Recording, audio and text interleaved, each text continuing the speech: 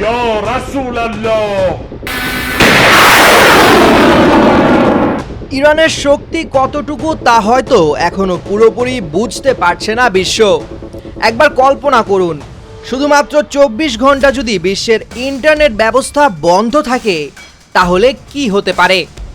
গোটা বৈশ্বিক অর্থনীতি তাসের ঘরের মতো ধসে পড়তে পারে। আর ঠিক সেই অকল্পনীয় ক্ষমতায় এখন রয়েছে ইরানের হাতে। নোভা এলইডি টিভি, ঝকঝকে ছবি, নিখুঁত শব্দ, 5 বছরের ওয়ারেন্টি। নোভা মানি সঠিক মান, নিশ্চিত সেবা।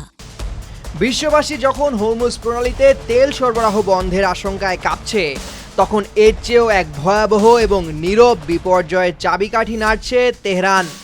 হরমুজ এবং লোহিত সাগরের বাব এল মান্দেব প্রণালীর তলদেশ দিয়ে বয়ে গেছে বিশ্বের সবচেয়ে গুরুত্বপূর্ণ সাবমেরিন কেবল নেটওয়ার্ক, যা মূলত বৈশ্বিক ইন্টারনেটের স্নায়ুতন্ত্র। নিজ ক্ষমতা ও মদতপুষ্ট হুদিদের মাধ্যমে এই দুই প্রণালীর উপর কঠোর নিয়ন্ত্রণ আরোপ করেছে ইরান। শুধু তেল নয়, পুরো বিশ্বের ইন্টারনেট ব্যবস্থাকেও আক্ষরিক অর্থে জিম্মি করে রেখেছে তারা।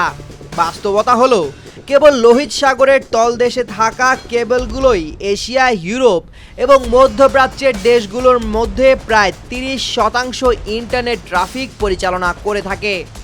যদি সত্যি ইরান বা তাদের প্রক্সিরা এই সাবমেরিন কেবলগুলো বিচ্ছিন্ন করে দেয়, তবে পরিস্থিতি হবে ভয়াবহ। কারণ বিশ্বের মোট ট্রাফিকের 17% সরাসরি এখান দিয়ে প্রবাহিত হয়। সংযুক্ত আরব আমিরাত ও সৌদিতে থাকা অ্যামাজন, মাইক্রোসফট ও গুগলের মতো বিশ্বখ্যাত টেক জায়ান্টদের এআই হাবগুলো মুহূর্তেই অচল হয়ে পড়বে। আর এই বিভ্রাট কয়েক ঘন্টা নয়, মাসের পর মাস স্থায়ী হতে পারে।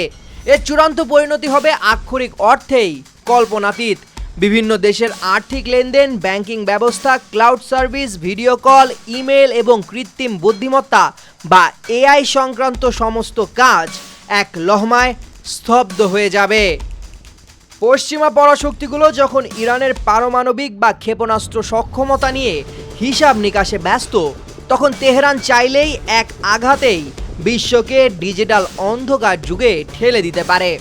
এটি কোনো সায়েন্স ফিকশন নয়, বরং আধুনিক যুদ্ধ কৌশলের এক কঠিন বাস্তবতা।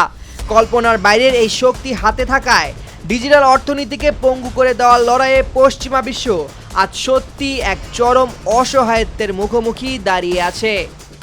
সামিউল জয়, 21 টেলিভিশন।